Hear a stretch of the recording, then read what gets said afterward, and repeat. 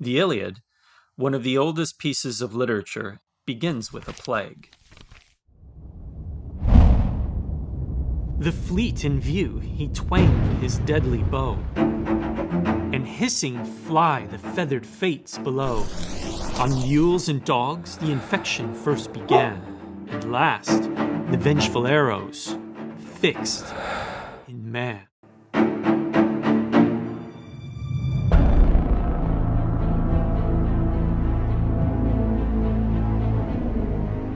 Stories about great change often begin with a plague.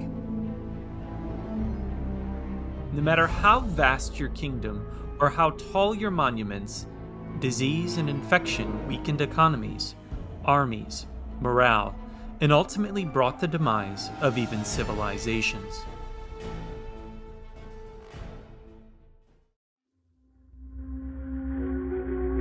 Let my people go.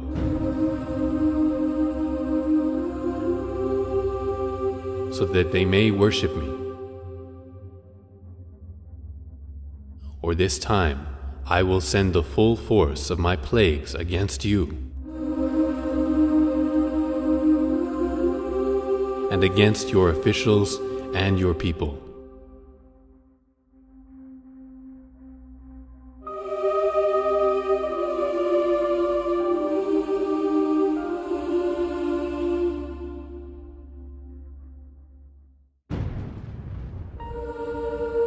So you may know that there is no one like me in all the earth.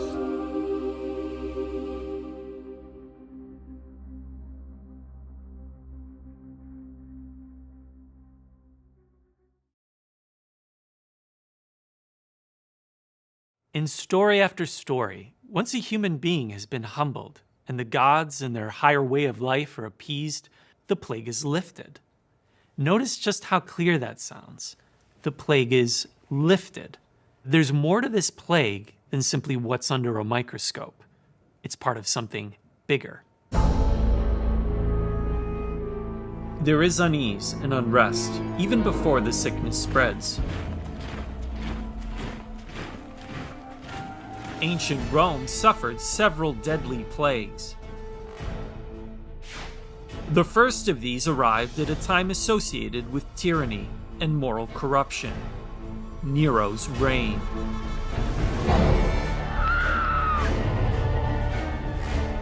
Nero falsely accused and executed with the most exquisite punishments those people called Christians.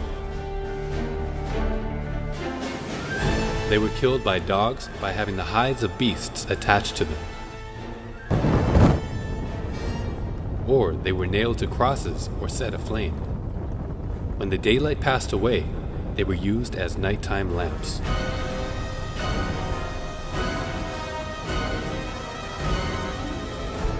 Tyranny, madness, depravity. This is how history remembers him. Rome rebuilt to even greater heights.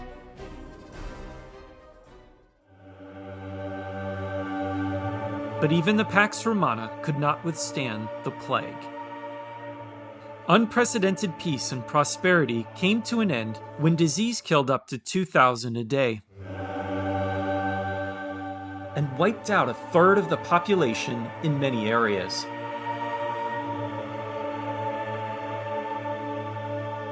Plague only hastened what was already occurring. Life was cheap in this declining empire, and cruelty abounded, and the ideals, values, and institutions that brought the empire to its peak were all but forgotten. On my arrival in Aquileia, the plague attacked more destructively than ever before. So the emperors fled immediately to Rome with a small force of men. For the rest of us, survival became very difficult for a long time. Most, indeed, died, the effects of the plague being exacerbated by the fact that all this was occurring in the middle of winter. And less than a century later, the plague of Cyprian ravaged what was left of it. Up to 5,000 died per day.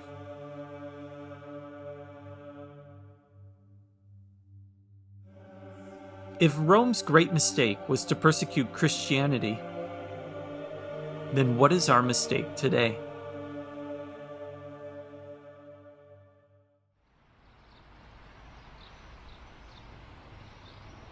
An empire died, but some things are not so easily extinguished.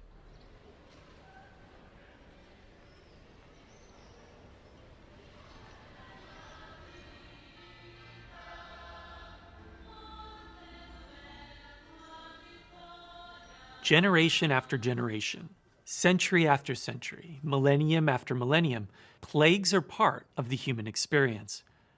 Civilizations come and go, but plagues always return. In China's highly developed civilization, people always knew that plagues were the will of heaven.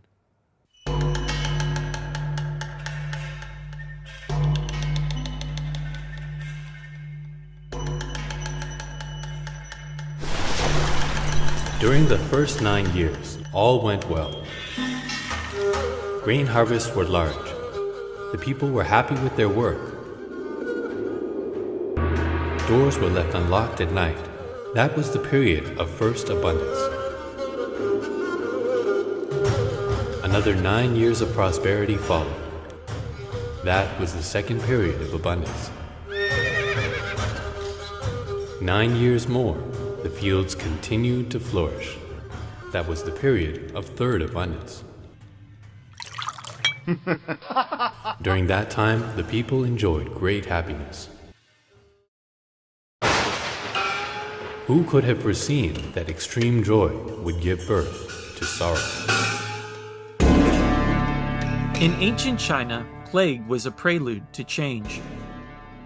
When a good king can reproach himself, the land prospers. When a king puts the blame on others, the country declines. When rulers became cruel and corrupt, natural disasters followed. Famine, rebellion, and destruction would bring each of these once great and powerful dynasties to a close. The Han Dynasty is considered a golden age. But its last years tell a different story. Massacres, puppet emperors, and the evil warlord Dong Zhuo incited war and rebellion. He would publicly torture his enemies for entertainment in gruesome ways, such as cutting out their tongues and eyes and burning them alive at banquets. The villain Dong Zhuo has robbed the empire and murdered the emperor. Heaven and earth will not bless him. The gods and men alike will not accept him. That period saw one of the worst plagues in China's imperial history.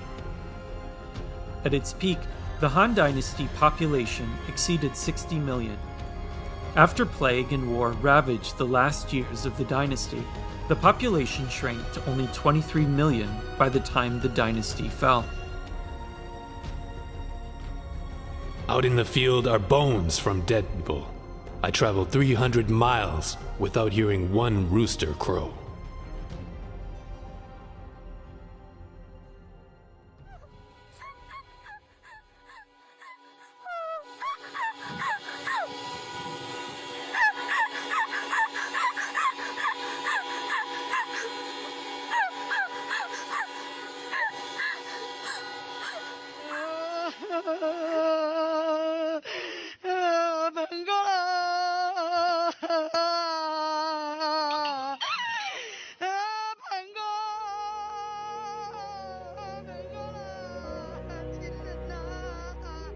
The question in everyone's mind is, how could this happen?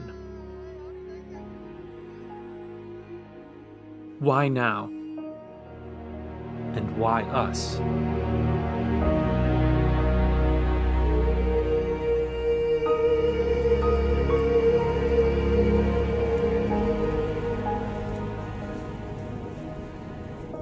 Many people feel that change is coming. Many people feel that we are at a turning point. Powerful empires in history had been brought to their knees by plague and infection. It's not far off to expect that history is repeating itself.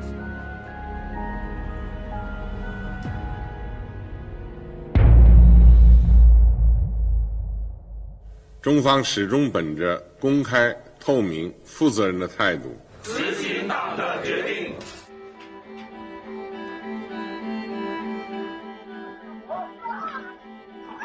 Here, truth can be harder to find than treatment. In China, ground zero for the pandemic, people are trapped. 毫无保留同各方分享防控和救治经验。 重症患者我们不收，生活不能自理了我们也不收。这些做法体现了人道主义精神，体现了一个负责任大国的责任担当。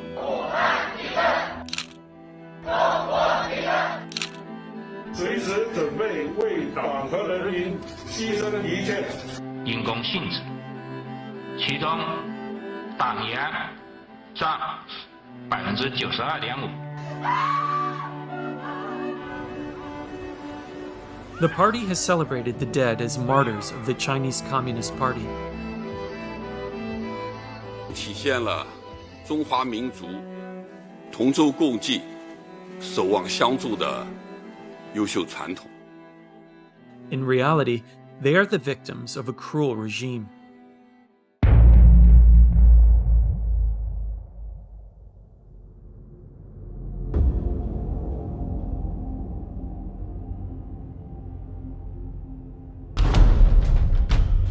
It's a regime forged in bloodshed, and it's never washed that blood off its hands. Its only goal is to sustain its power.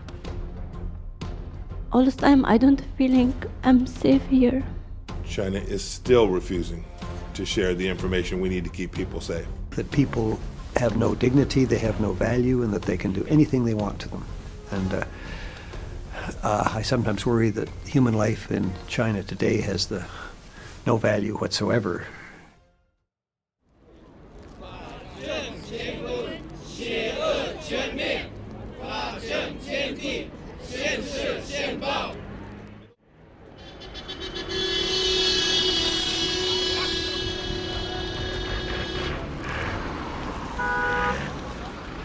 No! Hey! Oh! Oh! Oh! 快走！走走走，等等！走走走，没什么好看，等等，走。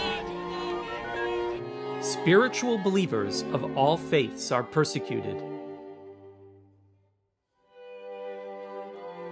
I was taken to a special room and placed in a high chair. Bands held my arms and the legs in place and tightened when they pressed a button. The guards put a helmet on my shaved head. Each time I was electrocuted, my whole body would shake violently. Why? Simply because the Chinese Communist Party cannot allow people to believe God is higher than the party. Long live Xi Jinping. Anyone who could not memorize a book of slogans and rules within 14 days would be denied food or beaten. Would be 1.5 million people detained in concentration camps in Xinjiang right now. If the world had stood up and stopped what was happening to Falun Gong 10 years ago, not a chance. I was a young surgeon.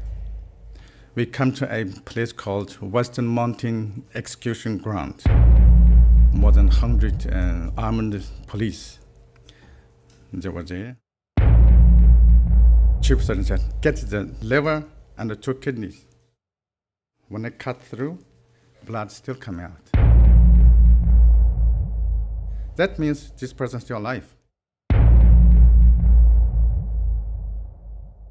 We couldn't say no because there's no way you can say no. Killing your own citizens who believe in truth, compassion, forbearance. You are killing these people for their organs? What outrageous behavior. Are you a civilized government? Are you worse than Hitler? Are you worse than Stalin? They're tortured to death until they renounce, or rounded up in concentration camps to be killed for their organs, which are sold on the foreign transplant market. It's inevitable that justice will prevail. However, it's our choice whether that happens sooner rather than later. Can we allow evil to write this chapter of human history?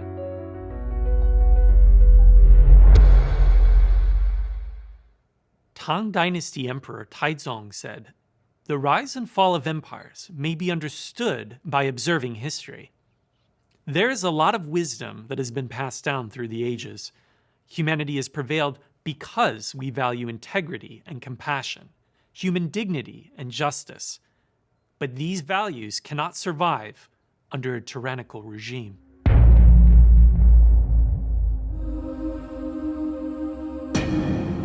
This regime's influence reaches into nations all around the world. And it has spread something more sinister than even the virus.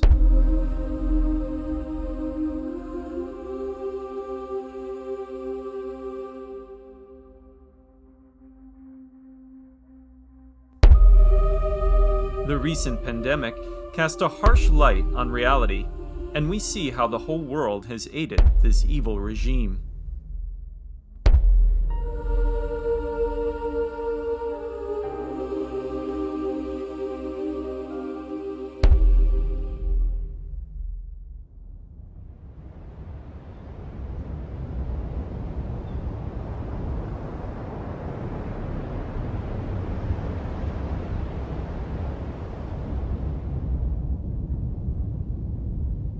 When things are chaotic to the extreme, order must be restored.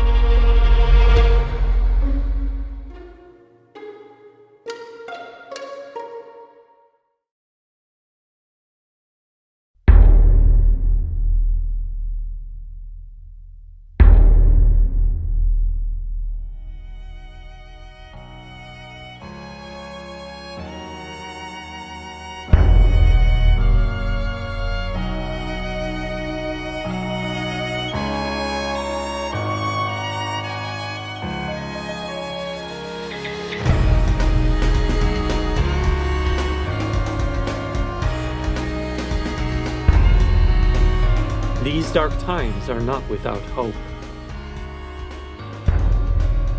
Though all of us come from different countries, cultures, and walks of life, we share universal values. We can still summon our compassion and integrity. We can still uphold justice and human dignity.